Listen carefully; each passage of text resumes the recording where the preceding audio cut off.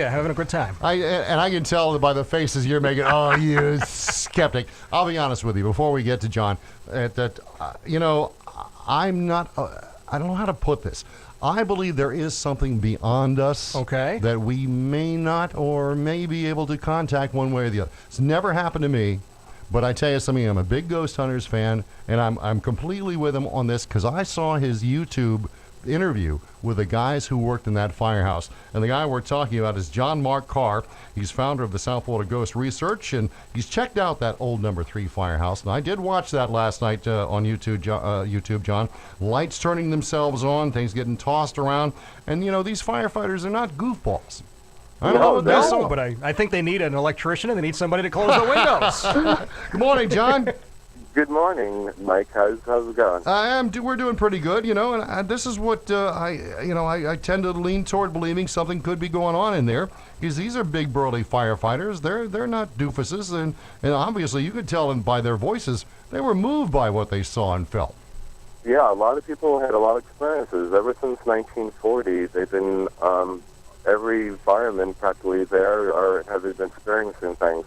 Now it's not a fire station anymore. It's a fire museum, and it still continues. Robert Knight is still roaming around inside fire station number 3. All righty, tell me a little bit about this guy, Robert Knight. I got a little background on him last night. He apparently died on duty while stationed there. Yeah, on his second week of work there, just imagine, and right around the Christmas time. It was a quite sad story. He was a Golden Glove box champion from Florida. And what happened is that he moved into our area, wanted to become a fireman, got hired. Since he was a really big man, he had a size 13 foot, and they had to order his boots. One night he went out on a fire, and it was really raining. He jumped off the fire truck and landed into a puddle. Since he didn't have his boots on, that puddle was charged with an electric wire, and he got electrocuted and died. It seems like his spirit traveled back to the fire station with the fire truck, and he's been in the fire station ever since. And you have recordings, EVPs, of a kind of a disembodied voice in there, right? Well, no, disembodied voices is what you hear in real life. Okay? Oh. That's when you're there and you're actually hearing it. An EVP is what happens is that we take recordings. Right. And we actually ask questions, and what happens is that they give us answers back that we can't hear in real life, but we can hear it back on the recording. All right, Jeff, you're not buying any of this. I'm just watching you. You're just like, okay, what's going on? Just tell me how you feel about it. I mean, you got my view on it. Yeah, listen, I think it's a fun thing. I love Halloween. I think it's great fun if you want to go out and knock around some old buildings and what have you. But the idea that somehow we've got spirits traveling back and the rest of it, and there are a lot of guys, I think, that get involved in sort of the pseudoscience, walking around with light meters and getting excited when they're standing near a window and the rest of it.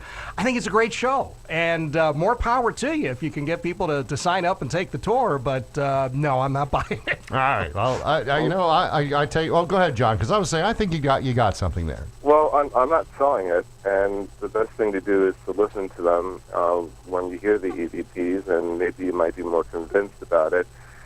Personally, I don't want people to tell me that they want to strangle me, and inside of a fire station, nor do I want. Actually, there's some ghost children in there, and it's quite sad that you get to hear them talking in the background also. Yeah, I tell you, I had some creepy stuff on that tape, that recording last night. Listen, it's not a fire station anymore, and you're bringing this up because it's an important thing. It's a museum. It's part of Fort Lauderdale we want to save. Are you doing ghost tours there? We're doing ghost tours, and we're actually going to be doing a ghost investigation for 2 nights, which would be October 30th and October 31st. Halloween? Right, Halloween Eve and Halloween Day. Mm-hmm. The ghost tours are going to be at 8, 9, and 10 o'clock. The donations are going to be $25. And what happens is they get to be inside the haunted fire station, where we go from different locations inside of there and tell the stories of what happened in different areas. If they're interested, from 11 o'clock till 3 o'clock, we do the ghost investigation. That's $75, where we lock you into fire station number 3, and you get to do at least 45 minutes in these 3 different areas. And if you're interested in ghost hunters, most haunted, paranormal state, let's keep on going. Ghost Adventurers, Ghost Lab. There's so many different shows. In fact, a new show that's going to be coming out soon is going to be Ghost Academy, which is actually part of Ghost Hunters too. So, I saw it. I mean, if this is the case, and if to be so skeptical and stuff like that, I tell you, these shows are very, very popular right now, and there's a lot more believers than just a few skeptics now. Well, we wanted to get you on, John, because you're helping out the firehouse. It's in trouble. The funding is going away, and we all wanted to stay open. And and you have a you have a book on haunted Fort Lauderdale. Give us the title and give us your website so people can find out more. Well, they could go to the events, which is on www.S as in South, E as in East, F as in Frank, G as in Ghost, R as in Research, events.blogspot.com, and that will get you to the event for the fire station.